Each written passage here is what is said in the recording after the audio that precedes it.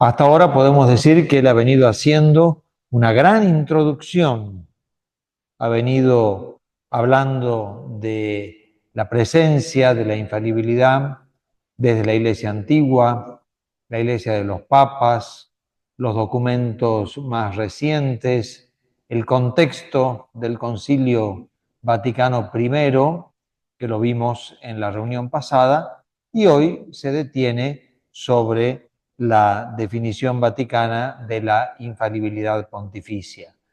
Con este tema él termina esta carta que estamos analizando y simplemente después hace una conclusión que es la que vamos a analizar en la próxima reunión del último domingo digamos, el primer domingo del mes de diciembre. Por eso digo que es la reunión hoy más importante, porque es la conclusión a la que él ha querido llevar al duque de Norfolk, que es al que él le escribió esta carta, y por supuesto la atención de Gladstone, ex primer ministro inglés, que es el que había hecho la crítica tan infundada y tan injusta contra este dogma. Por eso, dice Newman, hablaré ahora de la definición vaticana, por la cual ha pasado a ser de fe la doctrina de la infalibilidad papal. Algo que era creído, pero no estaba definido. Y para esto Newman hace una referencia a la virtud de la fe, porque justamente cuando se define un dogma, cuando se declara un dogma, se le pide a todos los católicos que hagan un asentimiento de fe a esa doctrina que acaba de ser definida como justamente una doctrina de fe. Es decir, que forma parte del conjunto de los dogmas de la Iglesia Católica. Newman ha estudiado el tema de la fe a lo largo de toda su vida. Es un tema que a él le interesó siempre y hay muchas obras de Newman que hablan de este tema. De hecho, hace 11 años, cuando comencé con la difusión de la doctrina de Newman y comencé a dictar estos cursos Newman anuales, el primero fue sobre el tema de la fe. Quizás alguno de ustedes estuvo presente en ese curso, justamente analizando esta doctrina tan rica de Newman sobre la virtud de la fe. Y aquí justamente habla del tema. Y fíjense qué interesante lo que él dice. La fe es una virtud muy difícil en la medida en que requiere el ejercicio de la razón, porque obviamente la razón interviene en las cuestiones de fe para dar su asentimiento. Y ahí, dice Newman, está la dificultad de esta gran virtud.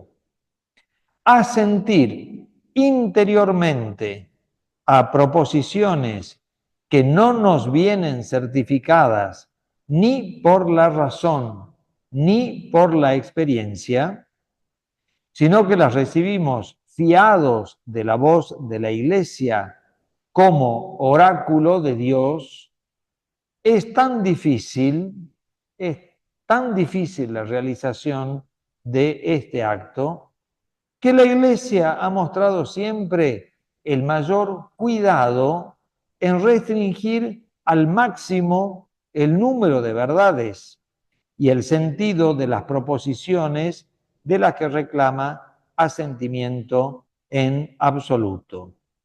Por eso dice Newman, la Iglesia solo habla cuando es necesario hablar.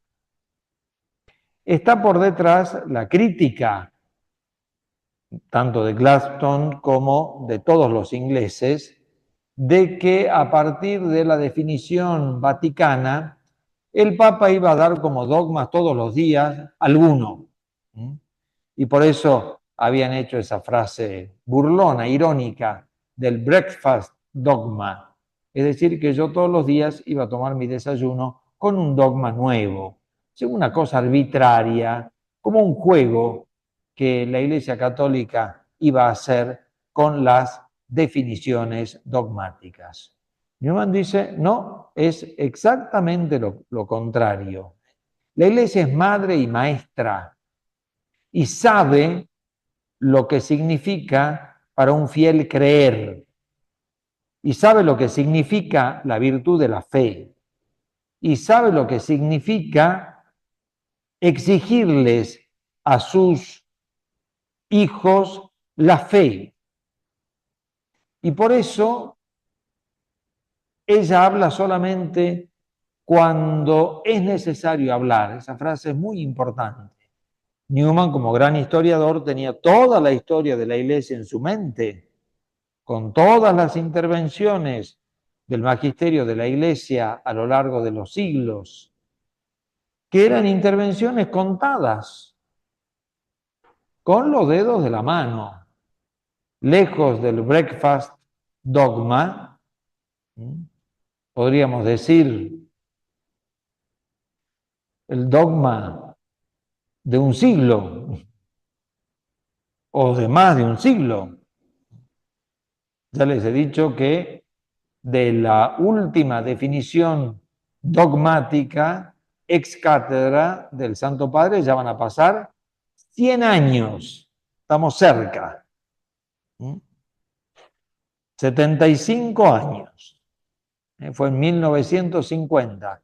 Después no ha habido ninguna otra definición. Miren cómo la historia confirma las palabras de Newman, y Newman, basándose en la historia, sabía que las intervenciones de la Iglesia eran mínimas, solamente cuando era necesario, lejos de ella, jugar con sus fieles, lejos de ella, estar pidiéndole asentimientos de fe constantes a sus hijos, sabiendo lo que significa para una persona hacer un acto de fe sobre algo que no ve, sobre algo que no experimenta, sobre algo que no lo puede percibir. La fe es la sustancia de las cosas que se esperan, la firme certeza de las realidades que no se ven. Así define la fe la carta a los hebreos. Pero, dice, en cuanto establece la Iglesia magisterialmente algún principio general, algún dogma, pone, dice, inmediatamente a trabajar a los teólogos para que expliquen el sentido de esa definición, mediante interpretaciones estrictas de su formulación, ilustrando las circunstancias y reconociendo las excepciones. Todo con el fin de hacer dicha enseñanza todo lo tolerable que se pueda y evitar tentaciones en personas muy apegadas al propio juicio o mal formadas intelectualmente. Ahí sigue siempre la Iglesia como madre y maestra. Una vez que se realiza la definición dogmática, toda una playa de teólogos la empiezan a explicar sus circunstancias, por qué se definió, qué era lo que estaba en duda, en qué había falta de certeza, en qué había perplejidad, por qué se aclaró este tema, quiénes eran los que lo impugnaban, etcétera, etcétera, para que en todo ese contexto le quedara más claro, como dice Newman, le fuera más tolerable al católico aceptar esa doctrina. Los teólogos, por supuesto, no son llamados por la Iglesia para cuestionar la doctrina. Eso no corresponde, porque justamente se ha definido un dogma. Y una vez que se ha definido un dogma, es regla próxima de fe. No es una opinión teológica el dogma, no es una opinión del Papa, es, como lo vamos a ver ahora, una decisión de la autoridad de la Iglesia. Bien, teniendo eso en cuenta, habiendo hecho esta introducción sobre el tema de la fe, Newman dice, la definición vaticana, que nos llega a nosotros a través de la bula Pastor Aeternus, que es la bula con la que se definió este dogma, declara que el Papa goza de la misma infalibilidad de la Iglesia. Es decir, la infalibilidad papal se inserta en la infalibilidad que la Iglesia tiene. Y para determinar, dice Newman, lo que se entiende por infalibilidad del Papa, debemos examinar primero qué se entiende por infalibilidad de la Iglesia. Y a su vez, para determinar en qué consiste la infalibilidad de la Iglesia, tenemos que considerar cuál es la esencia del cristianismo como revelación de Dios. Fíjense cómo hace la ubicación del tema, donde tiene que ser ubicado. La infalibilidad del Papa se inserta en la infalibilidad de la Iglesia. Y para comprender qué es la infalibilidad de la Iglesia, tenemos que comprender que el cristianismo es una revelación de Dios. No es un conjunto de ideas que algunas personas han reunido en una religión. No es un conjunto de doctrinas que algunos han reunido en forma de religión. No es obra humana, sino que es obra divina. Esto es lo que no le entraba en la cabeza a Gladstone y lo que no entra en la cabeza de muchas personas hasta el día de hoy. Comprender lo que significa una revelación divina, es decir, una intervención divina en la historia humana. Los racionalistas, los liberales, negaban esta intervención divina y por lo tanto consideraban al cristianismo como una creación humana. Algunos llegaron a negar incluso la divinidad de nuestro Señor Jesucristo. Ahora, dice Newman, si nosotros consideramos al cristianismo como religión revelada, entonces cambia la proposición del tema.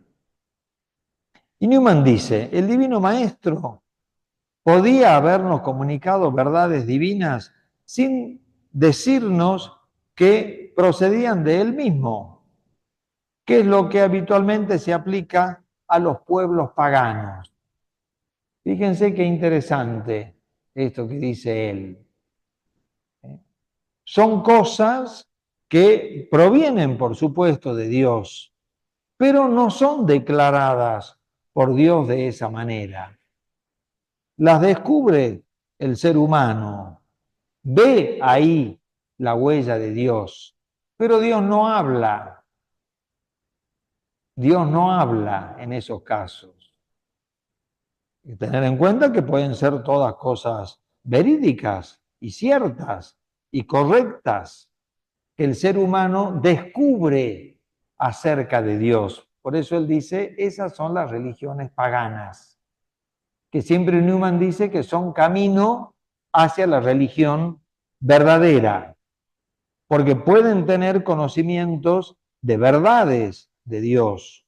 Las han conocido con su inteligencia, las han conocido con su experiencia, las han conocido con su vida. Es la religión pagana, que es obra humana. Dice, Dios podría haber planteado también así al cristianismo, pero no lo planteó así. no lo planteó así.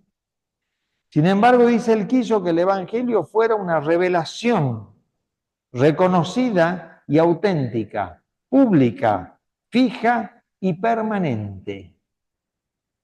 El Señor la trajo a este mundo y la anunció como una religión que venía de Él, fundada por Jesucristo, enseñada por el mismo Cristo, el Divino Maestro. En consecuencia, como enseñan los católicos, constituyó una sociedad de personas para que fuera el hogar el instrumento y el garante de su revelación. Esa sociedad de personas es la Iglesia. Nuestro Señor Jesucristo no dejó toda su enseñanza, por decir así, flotando en la atmósfera para que cada uno la reciba y la interprete a su manera, el principio protestante. No, dice Newman, nuestro Señor estableció una sociedad de personas para que fuera el hogar de su revelación, el instrumento de su revelación para anunciarla a todas las generaciones hasta la consumación de los tiempos. Y el garante de su revelación, al haber sido el pueblo depositario de esta revelación, el que la conserva, el que la anuncia y el que la defiende también contra aquellos que la impugnan. Los dirigentes de esta sociedad, dice Newman, son los pastores legales, por decirlo así. Es decir, que han sido constituidos por el mismo Jesucristo como los pastores de la iglesia, como los jefes de la iglesia. Son los pastores legales, por así decir, de las verdades sagradas que él transmitió a los apóstoles de una viva voz. Y cuando iba a irse de la tierra, les dio el gran encargo. Les ordenó enseñar a los que se convirtieran a guardar todas las cosas que él había enseñado. Y añadió, mirad que estaré con vosotros siempre hasta el fin del mundo. Nuestro Señor enseñó, nuestro Señor instituyó la iglesia, la dejó a ella como depositaria de su revelación y le aseguró su asistencia. Yo estaré siempre con ustedes hasta la consumación de los siglos.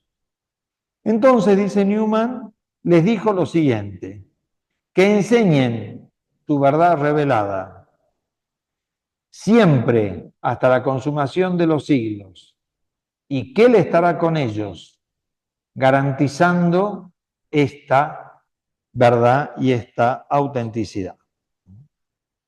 Por lo tanto, dice Newman, si la iglesia iniciada por los apóstoles y continuada por los sucesores de ellos, son los obispos, ha sido fundada con el propósito explícito de conservar, proteger y proclamar la revelación bajo el amoroso cuidado de su fundador divino, estamos diciendo en otras palabras que en lo que se refiere al mensaje, la iglesia es infalible.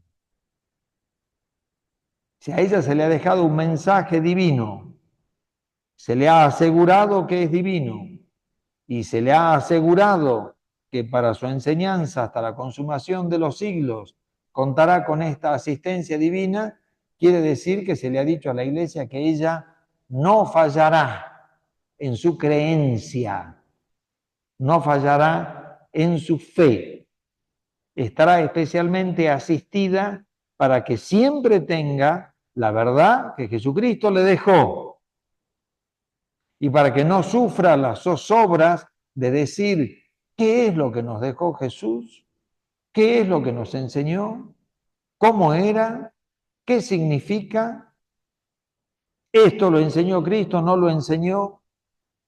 Ahí está la asistencia divina.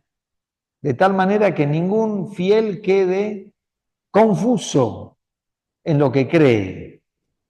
Él lo dejó definido, él lo dejó allí. Y para lo que iba a ser la transmisión de ese mensaje a lo largo de los siglos, él prometía su asistencia. Ustedes saben lo que es la transmisión de un mensaje. Es difícil. No es simple. A nosotros nos pasa. Transmitimos un mensaje y ya algo le agregamos. Ya algo le quitamos. Ya en algo estamos cambiando el mensaje original. ¿Recuerdan el juego del teléfono descompuesto? Y bueno, el Señor sabía perfectamente que eso podía pasar. Y como se estaba hablando nada más y nada menos que de una revelación divina, de una palabra de Dios, no podía dejar a la iglesia sin su ayuda y sin su asistencia. Entonces dice Newman, esto es lo que significa la infalibilidad de la iglesia. Es decir, la iglesia es infalible en lo que cree. No puede errar en lo que cree, en lo que acepta, en lo que tiene por palabra de Dios. Dice Newman, esta es la infalibilidad de la iglesia y esta es la infalibilidad del Papa. Lejos del breakfast dogma, lejos de ese juego. No significa eso. La infalibilidad del Papa es lo mismo, es relativa a la revelación divina que viene de lo alto. Será una garantía de esa revelación. Y así lo han definido los padres del Concilio Vaticano I.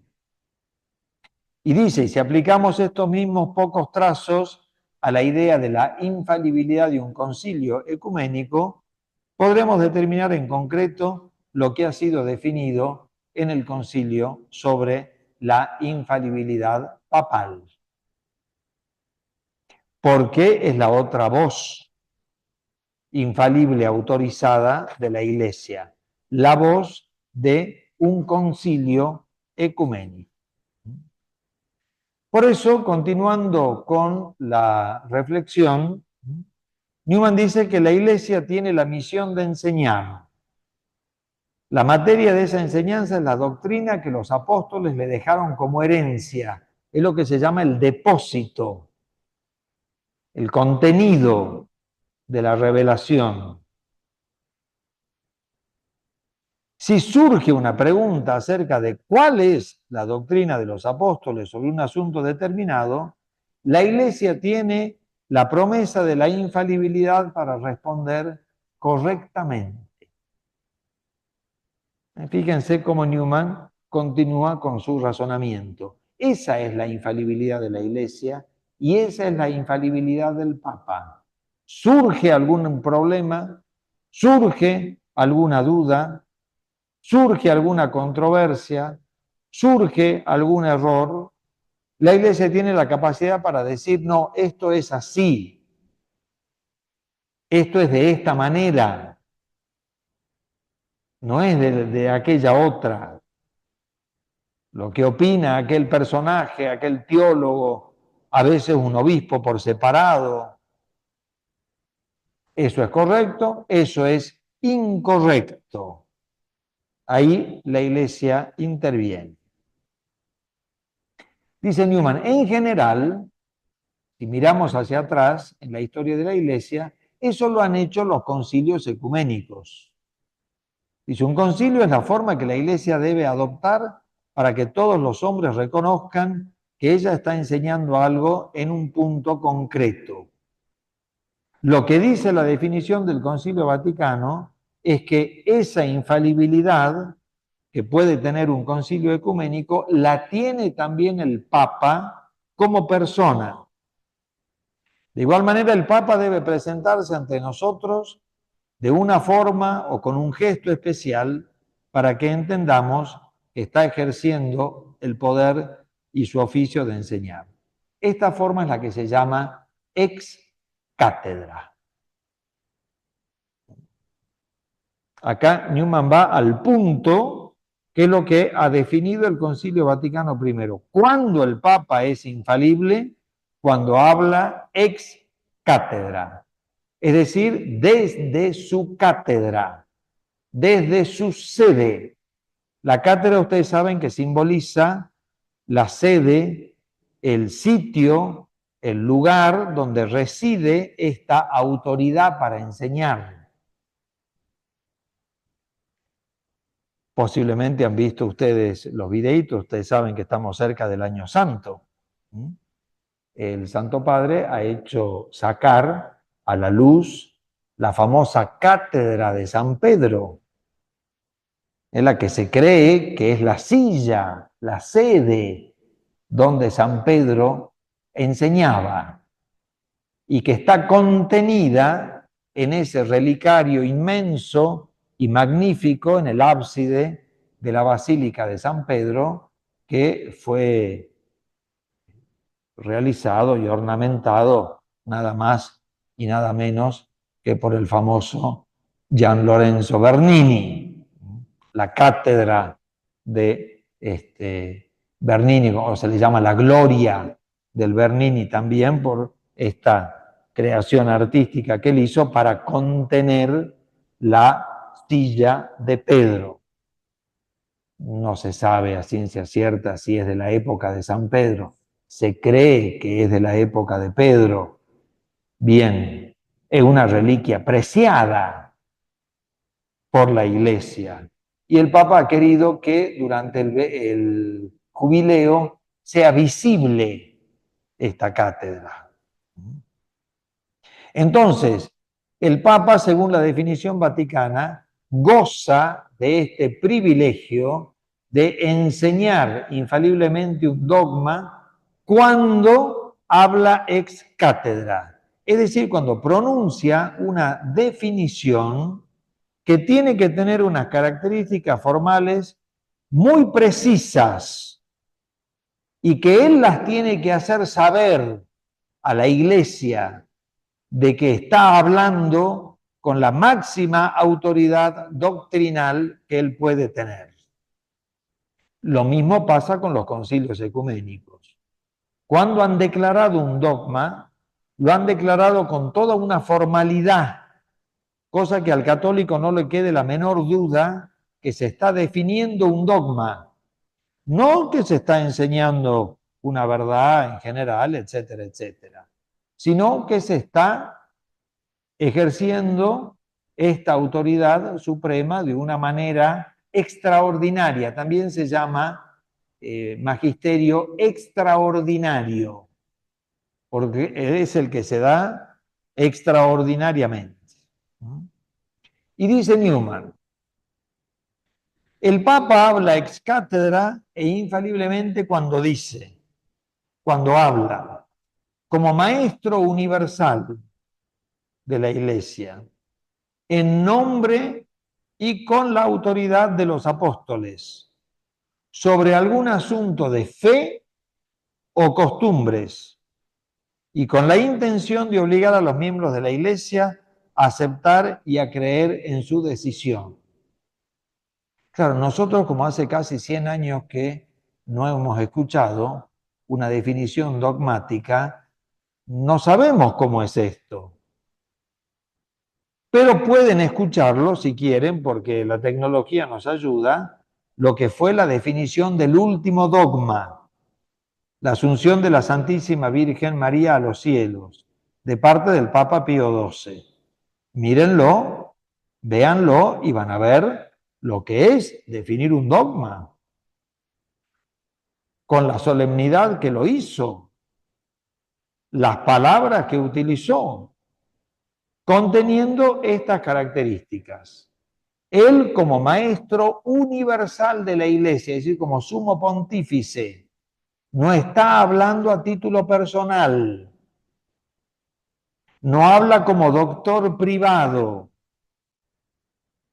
sino como maestro universal de la Iglesia, en el nombre y con la autoridad apostólica. Siempre se cita a San Pedro y a San Pablo. ¿Mm? Sobre un asunto de fe o moral, es decir, sobre los puntos que están contenidos en la revelación divina. El Papa no puede definir un dogma sobre cualquier cosa.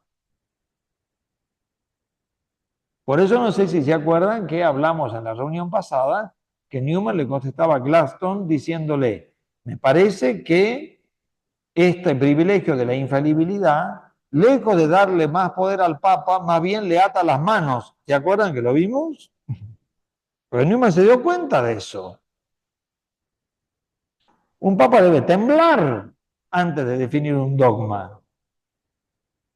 Debe rezar años de años de años. ¿Se imaginan lo que es tener esa autoridad? Le deben temblar las manos al Papa. ¿Será por eso que no tenemos ningún dogma? Bueno, no será necesario. No lo sabemos. La historia es así. Sobre algún asunto de fe y de costumbre y con la intención de obligar. Por eso, toda definición dogmática va acompañada de lo que se llama un anatema, que es una condenación. Ahí está la obligación. Cuando no hay la presencia de un anatema, entonces se cree que no hay definición dogmática.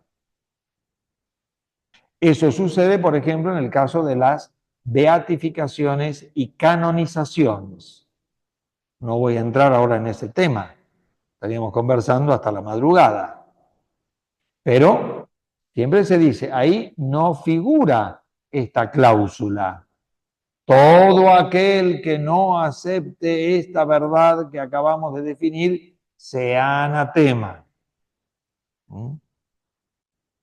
Es decir, la obligación de creer. Ahora, dice Newman, por todo esto, ni el Papa ni los concilios están al nivel de los apóstoles. Yo le voy a explicar un poquito esto, porque esto es fundamental. Ni un concilio ecuménico, ni un papa está al nivel de los apóstoles. La revelación se les concedió a los apóstoles de forma íntegra. Ellos son los que recibieron directamente de Cristo la revelación divina. La Iglesia, en cambio, la transmite. Ni una sola verdad nueva se nos ha dado desde la muerte de San Juan, el último apóstol. Esa es la gran enseñanza de la Iglesia, también en el Concilio Vaticano I. ¿Cuándo terminó la revelación divina? Terminó con la muerte del último apóstol. Los apóstoles son los que recibieron de Cristo lo que Él quiso enseñarles. Y ellos lo transmitieron. Murió el último apóstol, que se cree que fue San Juan, se acabó la revelación divina. Y no se puede agregar ni un punto ni una coma, porque esa es la revelación divina que concluyó allí. Los apóstoles estuvieron inspirados por el Espíritu Santo para recibir esa revelación. Y algunos de ellos la pusieron por escrito, otros no. En cambio, dice Newman, la misión de la Iglesia, la única misión de la Iglesia, es salvaguardar en su integridad ese noble depósito de verdad. Por eso él dice, la infalibilidad de los apóstoles era más amplia y más efectiva que la que necesita la Iglesia. Y acá él pone la distinción. Él dice, en el caso de los apóstoles se llamaba inspiración. En el caso de la Iglesia se llama asistencia. Son dos cosas distintas. Los apóstoles estuvieron inspirados, la Iglesia no.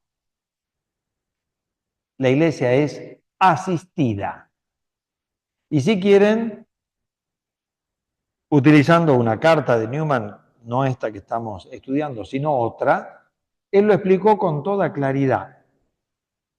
La inspiración era habitual. En cambio, la asistencia es momentánea, es actual. El apóstol estaba siempre inspirado. Esa era su característica. Ese era su privilegio. El Papa no está inspirado, no vive inspirado. Esa era la doctrina del breakfast dogma. Y acá Newman se lo explico muy bien. ¿No? La asistencia al Papa en una definición dogmática es en ese momento. La asistencia del Espíritu Santo a un concilio ecuménico es en ese momento. Se acabó el momento, se acabó. Uno es un hábito y el otro es un acto. Por eso un papa no es un apóstol, no lo puede ser. No es órgano de revelación, sino de transmisión. Transmisión auténtica, libre de error, todo lo que ustedes quieran. Transmisión. El Papa no puede crear un dogma. Eso sería decir que él está inspirado. No puede inventar un dogma. No puede inventar un precepto. No está inspirado. La revelación ya terminó. No existe una revelación continuada. El Papa al definir un dogma no revela, explica, que es otra cosa. Y quizás no es el verbo correcto explicar, enseña. Esto es importantísimo, esto es clave. Una cosa es un apóstol, una cosa han sido los 12 apóstoles del Cordero, y otra cosa son los papas, y otra cosa son los concilios ecuménicos, y otra cosa es la infalibilidad. Una cosa es ser infalible en la inspiración y otra cosa es tener asistencia de infalibilidad en un caso concreto, cuando se da la definición oficial, con las palabras correspondientes. Una entrevista a un periodista no puede ser una definición ex cátedra. Y la gente te dice, no, pero se ha dicho tal cosa que... Por favor. Una entrevista en una revista pública, en un periódico, en un diario, eso no es una definición ex cátedra. No, pero si salió publicado. Por favor. Vean el videíto de la definición del último dogma y se van a dar cuenta de lo que les estoy diciendo. Están las placas enormes, inmensas, cuando uno entra a la Basílica de San Pedro. Estaban presentes en el momento de la definición dogmática y está toda la lista de los cardenales que estuvieron presentes ese día, semejante ceremonia. ¿A usted les parece una entrevista periodística? Son dos cosas distintas. Ahí el Papa no está hablando como doctor universal de la Iglesia, sino como doctor privado, dando una opinión, las cosas que él piensa. Eso no es definición ex cátedra. ¿Me entienden? No toda palabra que sale de la autoridad eclesiástica es un dogma. El Concilio Vaticano II íntegro declaró que no era dogmático, que era pastoral, ahí no define nada. Y fue un concilio ecuménico y no dogmático. Entonces, esa es la gran diferencia entre la inspiración y la asistencia. Y como dice Newman, en todo proceso de definición de una verdad intervienen todas las miserias humanas, las contingencias humanas, las limitaciones humanas, los errores humanos. Por eso dice, lo que la providencia de Dios ha garantizado es solo que no habrá error en el paso final. No sé si se acuerdan, de eso hemos hablado en la reunión pasada. Newman dice, una cosa es el proceso anterior a una definición y otra cosa muy distinta es después de la definición. En el proceso de definición pueden pasar 5.500 cosas, pueden intervenir 2.500 personas, escuelas teológicas, teólogos, opiniones, los fieles mismos que intervienen, etcétera, etcétera. Bien, el Papa considera todo eso y después realiza la definición y dice, mire, lo que ha enseñado Cristo es esto. Y ahí está garantizada la verdad, en ese paso, no en todo lo anterior, no en todo lo anterior. En la definición, cuando se saca, por decir así, la definición de un dogma. Lo que la providencia ha garantizado, que no habrá ningún tipo de error en el paso final, en la definición o en el dogma resultante. Bien, el tiempo se nos va acabando. Aquí Newman pasa a hablar de otro tema, porque hemos dicho que el Papa es infalible cuando habla en cuestiones de fe y de moral. Acá entramos en el tema moral. Es decir, cuando el Papa da indicaciones de lo que el ser humano debe hacer, lo que el cristiano debe hacer, no de lo que el cristiano debe creer, eso es lo doctrinal. Pero también puede haber definiciones sobre cuestiones de moral. Ahí también Newman dice, en este campo, no es que el Papa puede decir lo que quiera. Volvemos a lo que vimos en la reunión pasada. El privilegio de la infalibilidad ata las manos al pontífice, no se las desata.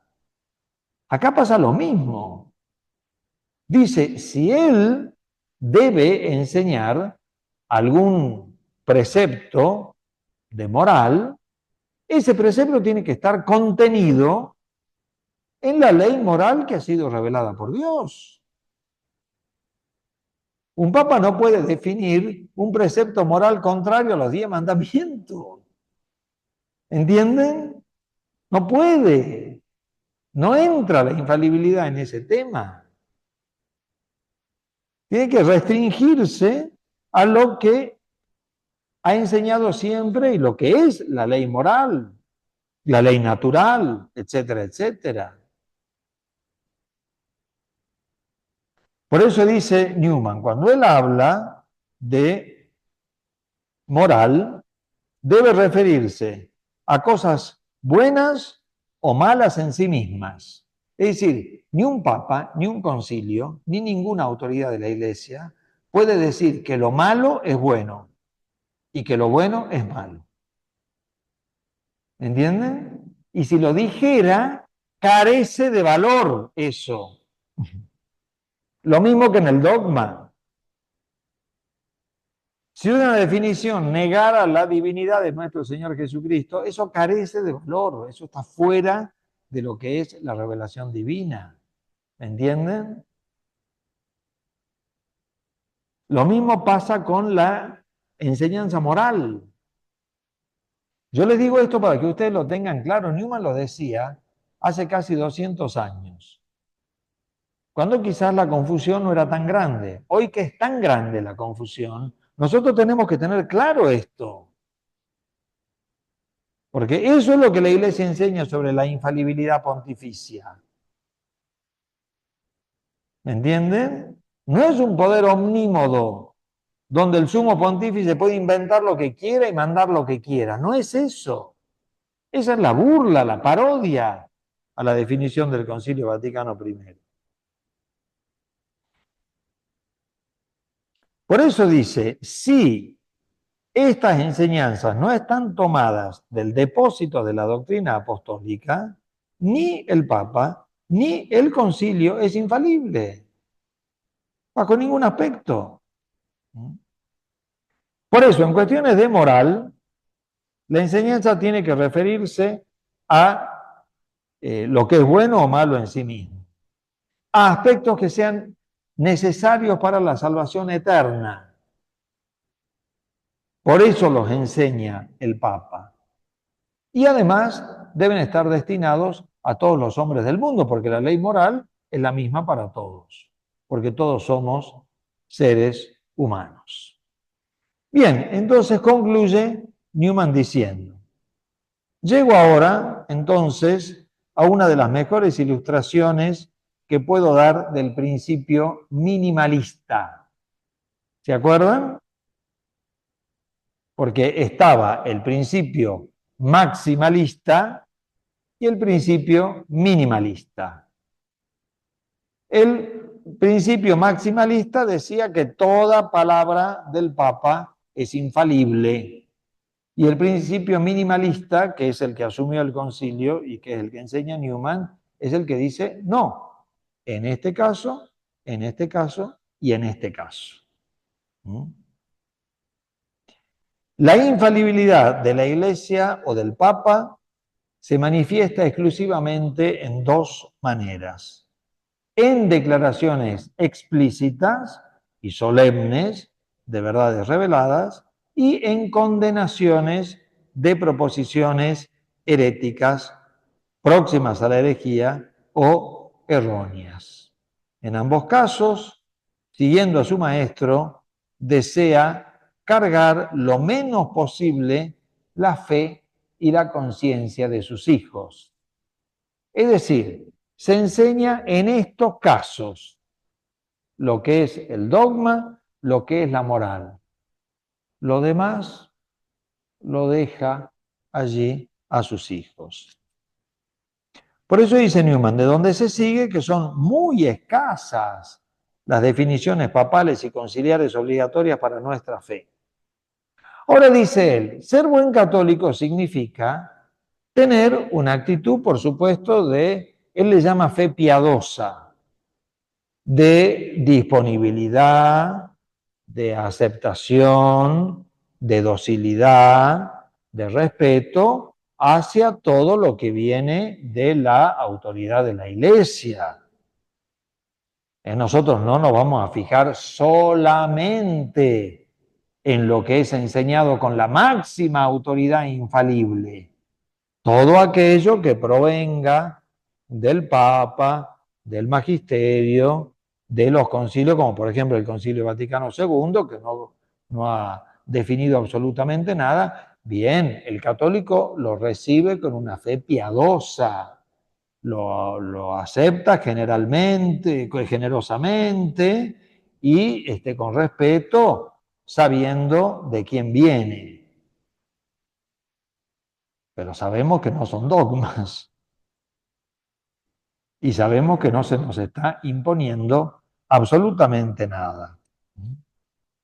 Ser buen católico implica tener una generosa lealtad hacia la autoridad eclesiástica y aceptar la enseñanza, pero solo esa disposición de ánimo tiene el derecho a ejercer y postular un razonable y amable minimalismo. Hoy que hay tanta abundancia y exteriorización de documentos, de cartas, de entrevistas, de publicaciones, etcétera, etcétera, fíjense ustedes qué sabia es esta enseñanza de Newman. Bien, recibiremos con generosidad lo que no es obligatorio.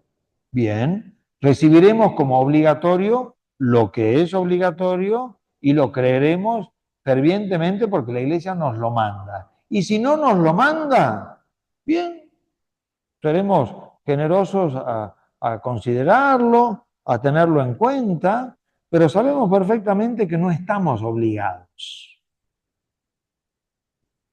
No quiero poner ejemplos, no quiero ir a eso, pero son muchos.